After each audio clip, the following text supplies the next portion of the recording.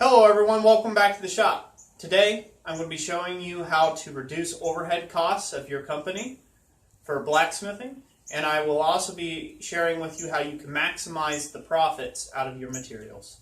Thanks for watching.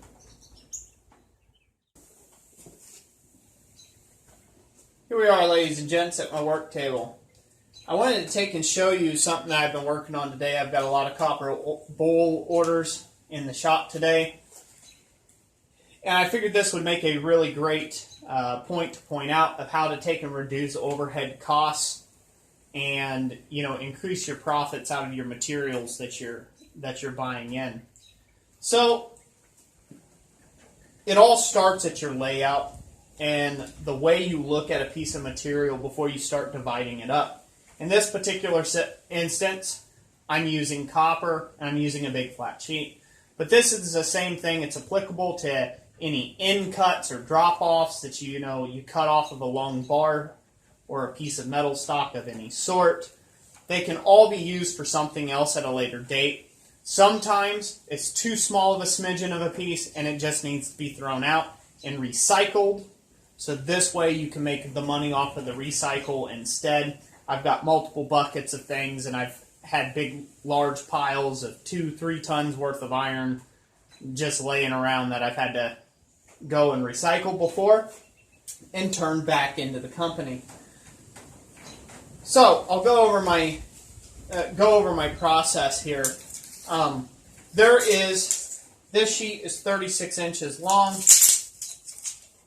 It's 21.5 inches wide, and it's 1/8 inch thick copper. This is what I make my bowls from. I believe it's a really nice weight. I've got one here that I've already formed. It's one of my stylings that I do. And I'm always tasked with the process that when I get to this stage of layout, maximizing the amount of material or the amount of bowls I can get out of just one sheet of copper.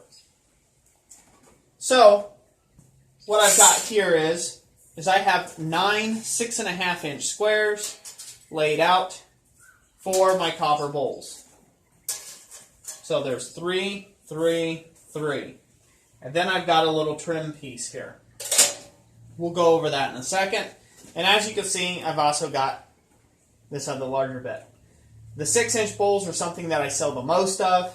And if you want to know how much I sell them for and all that other business, you can go check out my website on Etsy, or you can go check out ChristCenteredIronworks.com, or pretty much just Google copper bowl, and I'm the first search result on Google. So just go ahead and check that out. Anywho, hand-forged copper bowl. If you type in that, you'll find me at the top of Google. So, I'm always tasked with trying to get the max amount of money I can out of per sheet because these things are not cheap. This particular sheet I was able to get at the scrapyard, so that reduced the cost a little bit. So it pays to take and be in good with the scrapyard and be able to have a department where you can buy scrap materials or stuff at scrap prices versus having to purchase new. I can tell you, we'll go into all the specifics just because I don't remember the specifics. But on average, it costs about triple new. Whatever you can get it at the scrapyard, it costs triple that brand new. At least in my locality of Dayton, Ohio. So, I've been able to get 9 bowls out of this sheet. I will be able to return, out of these 9 bowls, I have paid for this entire sheet. So does that mean I can just do whatever else I want with this? And it's at no cost to me? No, because you have to buy another sheet. So, this here returned my value of this sheet. I get my money back out of this sheet of copper within these 9 bowls, and I make some profit on top. The rest of it's all pure profit. And that's the way to kind of think about it. So, when I lay everything out as close to dimensions as I can possibly get it and get as many of one item on a sheet as I can. This is just most efficient, not only for layout work, but to cut things out. I also do not waste time just cutting one piece and then coming back an hour later and having to cut another piece. I lay out the entire work in multiples of things all at once and all at one go. This is the most efficient way to work, and it's something that I would suggest to get more done in the hours that you have ahead of you.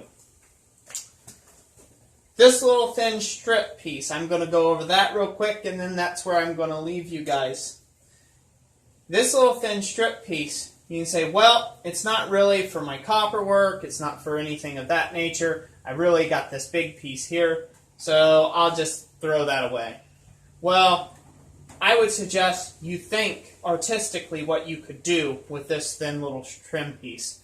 A lot of the items that I have done in my shop, a lot of other things in my store, have come out of scrap pieces of material that were off other jobs.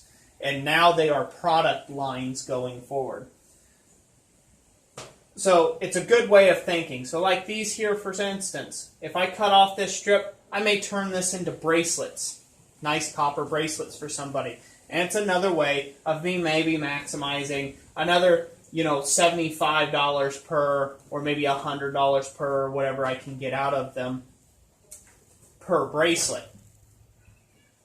So you can see very quickly how that can add up to a lot of money that you could just otherwise thrown away. So be looking at your scrap bins and be looking at your scrap piles with an artistic eye and think to yourself, can I use that for something? Could I turn that into a product? Could I sell that product? And how much would I want to take and get for that?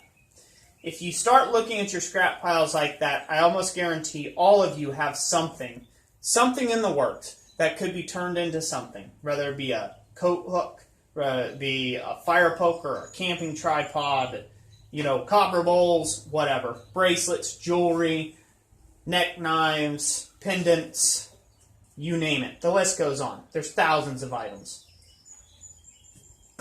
You can find some way of making money out of what you have on hand now.